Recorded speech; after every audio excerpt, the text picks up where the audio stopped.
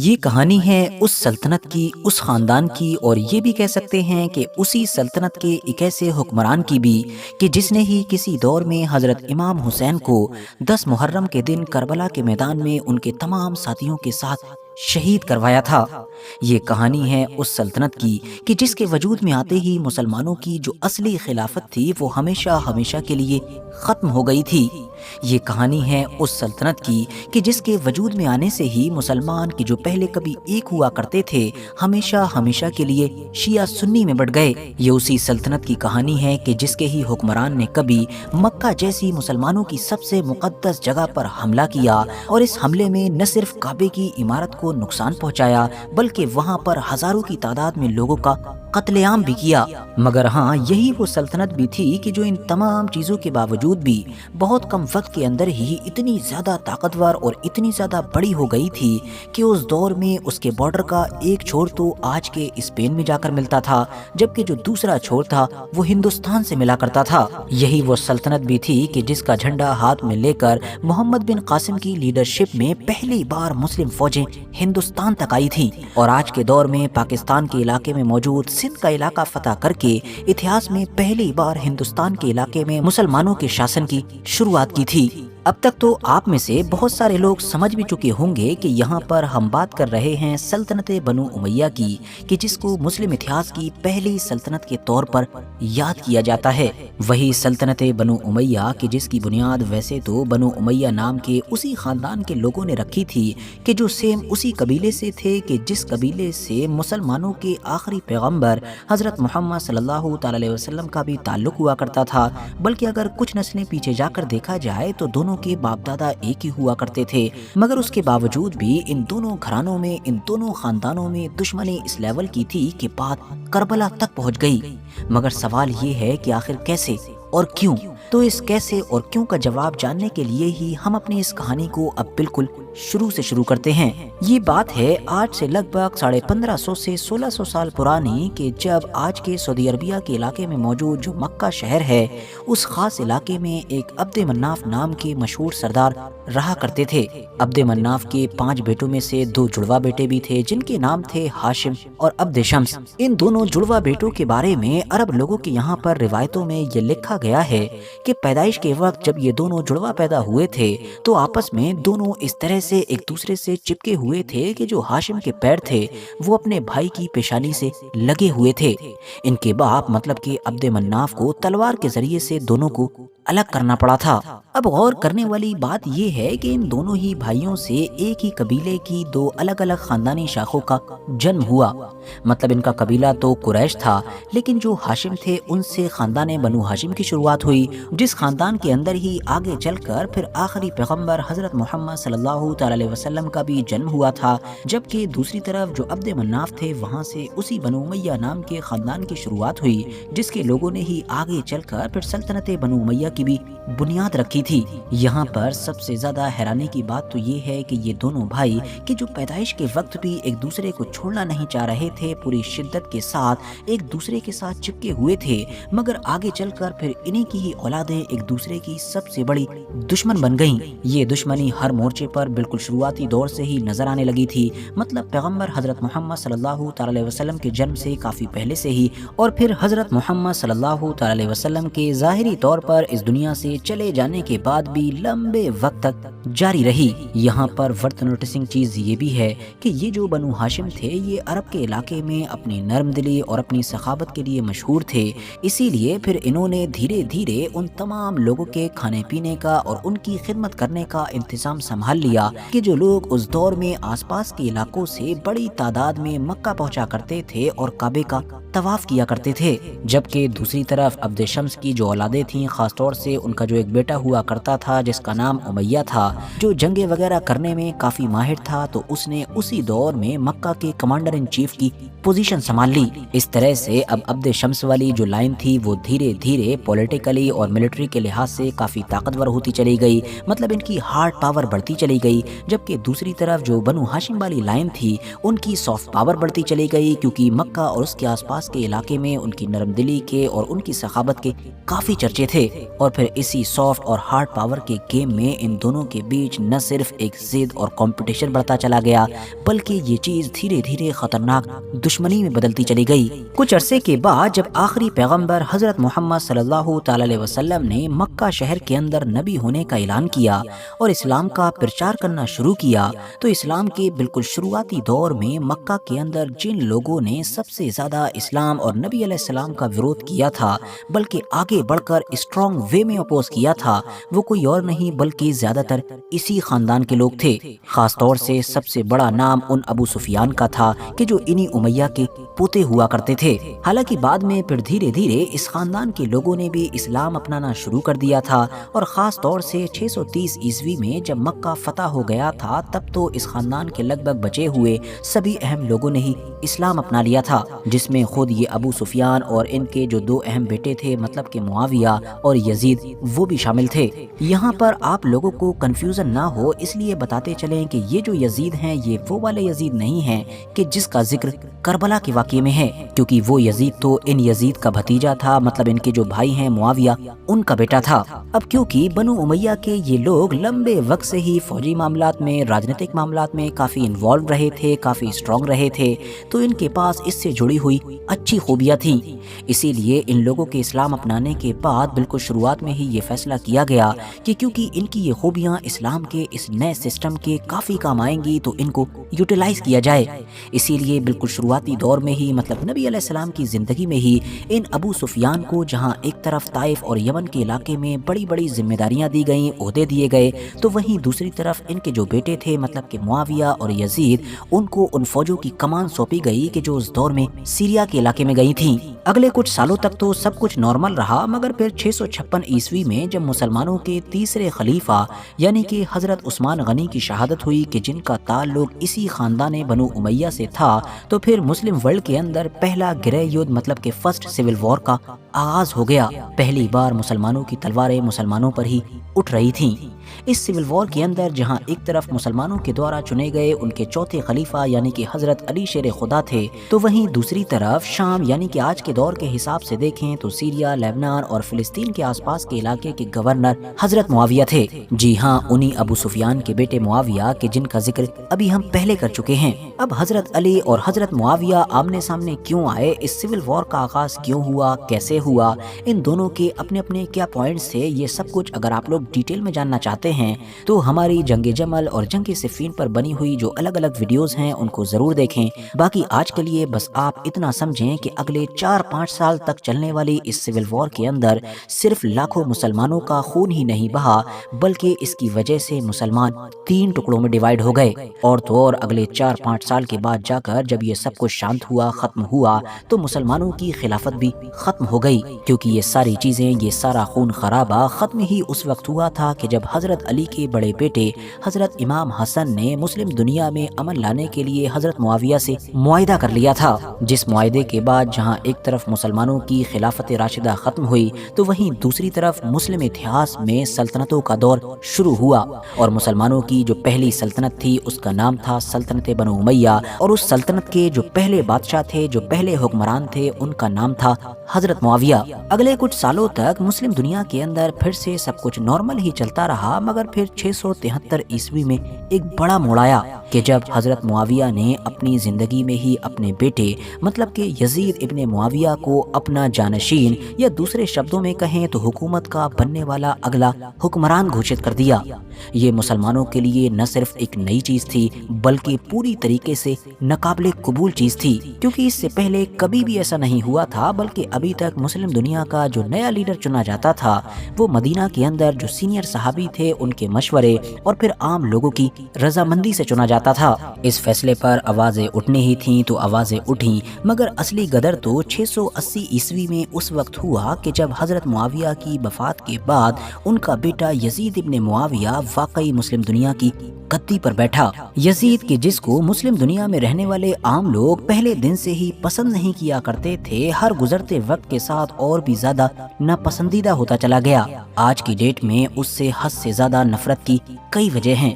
پہلی وجہ تو یہ ہے کہ جب وہ گدی پر بیٹھا تھا تو اس کو اپنی حکومت بچانے کی خاطر اس دور کے نبی علیہ السلام کے خاندان کے جو سب سے مین انسان تھے، مطلب کہ حضرت امام حسین، ان سے اپنے ہاتھ پر بیعت کی ضرورت تھی۔ آسان شبدوں میں کہیں تو وہ یہ چاہتا تھا کہ حضرت امام حسین اس کی حکومت کو مان لیں، اس کو ایک لیجیٹمیٹ لیڈر مان لیں، جس کے ذریعے سے پھر وہ باقی دنیا میں اپنی حکومت کو جسٹیفائی کر سکتا تھا۔ مگر حضرت امام حسین نے اس کی تمام کوششوں اور اس کی طرف سے آنے والے تمام پریشر کے باوجود بھی اس کے ہاتھ پر بیعت کرنے کے لیے حامی نہیں بھری،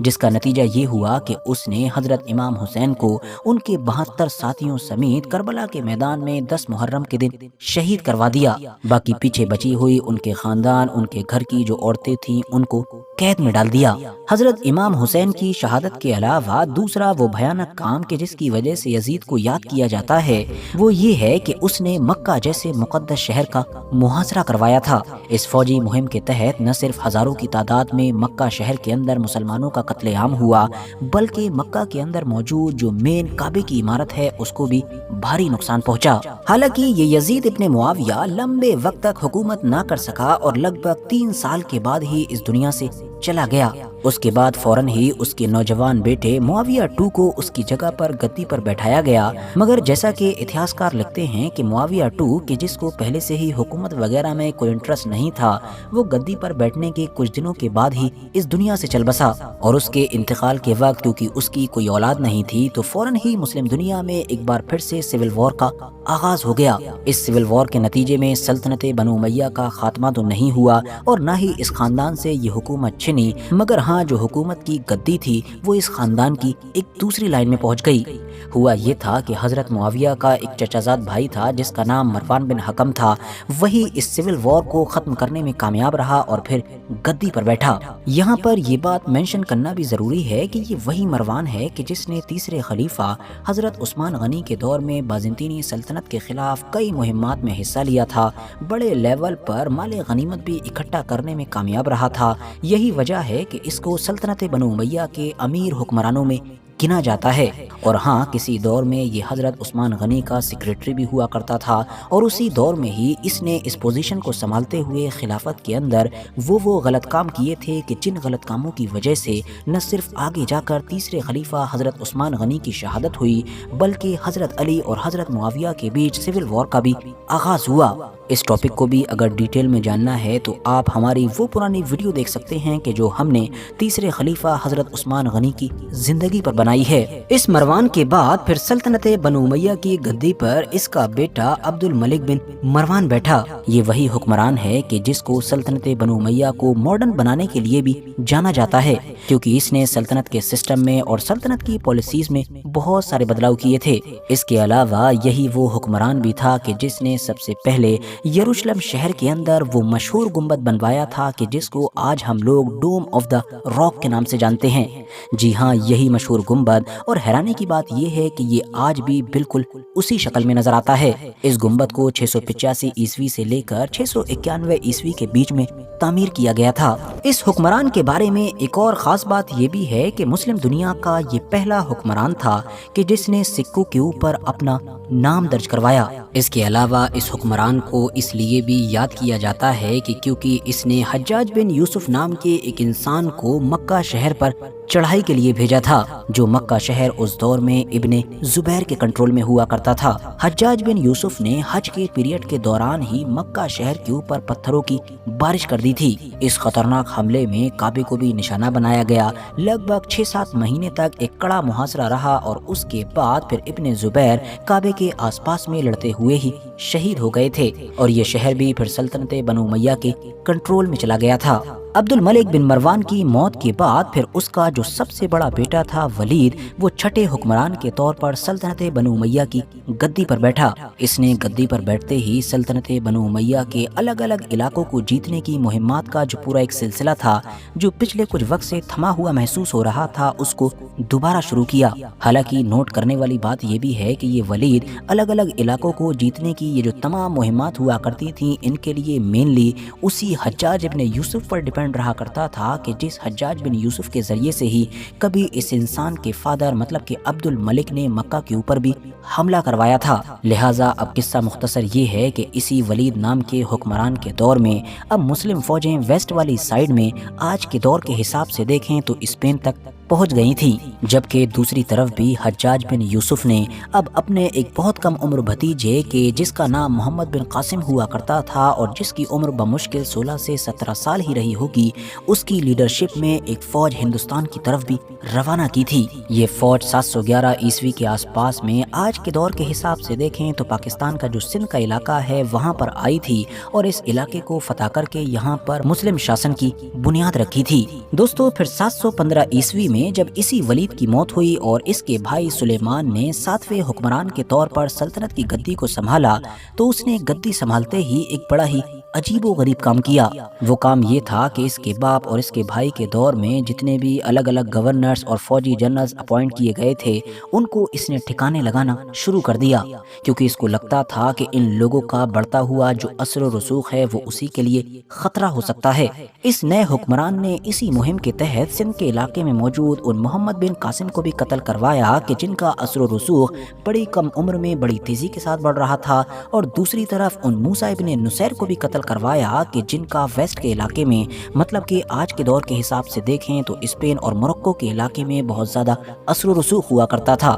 حالانکہ اس انسان کے اس فیصلے کی وجہ سے اس کی یہ سلطنت کی جو بڑی تیزی کے ساتھ ایسٹ اور ویسٹ میں پھیلتی جا رہی تھی وہ اچانک سے وہیں رک گئی۔ مگر ساتھیوں اس سلیمان نے جس طرح سے گدی پر بیٹھتے ہی ایک بڑا ہی عجیب و غریب فیصلہ کیا تھا، بالکل ویسے ہی گدی سے اٹھتے وقت بھی ایک عجیب فیصلہ کیا۔ وہ فیصلہ یہ تھا کہ اس نے اپنے جانشین کے طور پر مطلب سلطنت کے اگلے حکمران کے طور پر اپنے کسی بھائی یا اپنے کسی بیٹے کو چننے کی بجائے اپنے دور کے ایک کزن عمر بن عبدالعزیز کو چنا۔ یہ چیز ظاہر ہے اس دور کے تمام عام لوگوں کے لیے کافی شاکنگ تھی۔ اب ویسے تو یہ جو حضرت عمر بن عبدالعزیز ہیں ان کی ایک ایسی گریٹ پرسنالٹی ہے کہ جس کے اوپر ایک الگ ویڈیو بنائی جائے تب ہی بہتر ہوگا، مگر آج یہاں پر کانٹیکسٹ کے حساب سے اگر کچھ موٹی موٹی چیزوں پر نظر ڈالیں تو آپ اتنا سمجھ لیجئے کہ حضرت عمر بن عبدالعزیز دوسرے خلیفہ حضرت عمر فاروق اعظم کے رشتہ دار تھے، بلکہ کلیئر وے میں کہیں تو حضرت عمر فاروق اعظم کی پوتی لیلا کے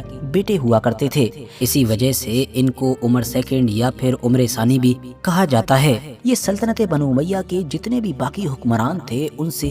بالکل اپوزٹ تھے۔ یہ کتنے زیادہ سادہ مزاج، رحم دل اور آنیسٹ لیڈر تھے، اس بات کا اندازہ آپ بس اسی بات سے لگا سکتے ہیں کہ دنیا کے زیادہ تر اتہاسکاروں نے ان کو ان آفیشیلی مسلم دنیا کا چھٹا خلیفہ ڈکلیئر کیا ہے۔ جی ہاں، جیسا کہ 5 خلیفاؤں کے بارے میں تو ہم جانتے ہی ہیں کہ پہلے خلیفہ حضرت ابو بکر تھے، دوسرے حضرت عمر، تیسرے حضرت عثمان، چوتھے حضرت علی اور 5ویں خلیفہ جو لگ بھگ 6 مہینے کے لیے ہی رہے تھے وہ حضرت امام حسن تھے۔ مگر کیونکہ حضرت عمر بن عبدالعزیز ایک ایسی پرسنالٹی تھے اور انہوں نے حکومت کو اس طرح سے چلایا کہ ان کے بارے میں یہ کہا گیا کہ انہوں نے خلافت کو ریوائیو کیا ہے، خلافت کو دوبارہ زندہ کیا ہے، اسی لیے ان کو چھٹا خلیفہ بھی کہا جائے تو کہنا غلط نہیں ہوگا۔ مگر اب کیونکہ سلطنت بنو امیہ کا جو ایک ایلیٹ طبقہ تھا، جو بنو امیہ کے خاندان کے اثردار اور طاقتور لوگ تھے، وہ حضرت عمر بن عبدالعزیز کی یہ سادہ مزاجی اور ان کی یہ جو اسٹرکٹ پالیسیز تھیں ان کو ہضم نہیں کر پا رہے تھے، لہٰذا انہوں نے اب حضرت عمر بن عبدالعزیز کو گدی سے ہٹانے کی پلاننگ شروع کر دی۔ ان کے خلاف سازشیں کی گئیں اور پھر ان کے ہی ایک غلام کے ذریعے سے ان کو زہر دلوا دیا گیا، اور اس طرح سے 720 عیسوی میں لگ بھگ 3 سال ہی حکومت کرنے کے بعد وہ اس دنیا سے رخصت ہو گئے۔ حضرت عمر بن عبدالعزیز کے بعد پھر مروان کی ہی نسل میں پیدا ہونے والے کئی لوگ ایک کے بعد ایک اس سلطنت کی گدی پر بیٹھے، مگر ان سبھی کا حال لگ بھگ وہی تھا کہ جو مغلیہ سلطنت میں اورنگزیب کے بعد پیدا ہونے والے حکمرانوں کا حال تھا، مطلب ان میں سے کوئی بھی اس قابل تھا ہی نہیں کہ وہ اتنی بڑی سلطنت کو صحیح طور پر سنبھال سکے۔ اتہاس کی کتابوں میں اس ہشام نام کے انسان کو اس سلطنت کا آخری اثردار اور طاقتور حکمران کہا جاتا ہے کہ جس کی موت 743 عیسوی میں ہوئی تھی۔ اس ہشام بن ملک کی موت کے بعد تو حالات ایسے ہو گئے تھے کہ اگلے 1 سال کے اندر ہی ایک کے بعد ایک 3 حکمران بدلے۔ اب تک یہ سلطنت اندر سے اتنی زیادہ کھوکھلی ہو چکی تھی اور ایسے حالات میں پہنچ چکی تھی کہ اس کو گرایا جا سکتا تھا۔ لہٰذا خراسان کے علاقے سے بڑے لیول پر پہلے ہی بغاوتیں شروع ہو چکی تھیں اور پھر انہی بغاوتوں انہی کرانتی کے نتیجے میں یہ سلطنت 750 عیسوی میں پوری طریقے سے ختم ہو گئی اور اس پوری سلطنت کے علاقے پر اب ایک نئی سلطنت بلکہ یہ کہیے کہ ایک نیا خاندان حکومت کر رہا تھا۔ حیرانی کی بات تو یہ ہے کہ 750 عیسوی میں لگ بھگ 90 سال پرانی اس سلطنت بنو امیہ کو جس خاندان نے ختم کیا اور اب اپنی سلطنت کو جس خاندان نے یہاں پر قائم کیا تھا، وہ خاندان اسی بنو ہاشم کی ایک شاخ تھا کہ جہاں سے ہم نے اپنی ویڈیو کو شروع کیا تھا۔ یہ جو خاندان تھا اس کو اتہاس میں بنو عباس، جبکہ ان لوگوں کی جو سلطنت تھی اس کو سلطنت بنو عباس کے نام سے یاد کیا جاتا ہے۔ تو دوستو یہ تھی سلطنت بنو امیہ کی پوری کہانی۔ ویڈیو اگر جانکاری سے بھرپور لگی ہو تو لائک کریں، دوستوں کے ساتھ شیئر کریں اور ایسے ہی نالجبل اور ہسٹوریکل ویڈیوز ہمیشہ دیکھنے کے لیے ہمارے اس چینل کو سبسکرائب کرنے کے ساتھ ساتھ بیل آئیکن کو ضرور پریس کریں۔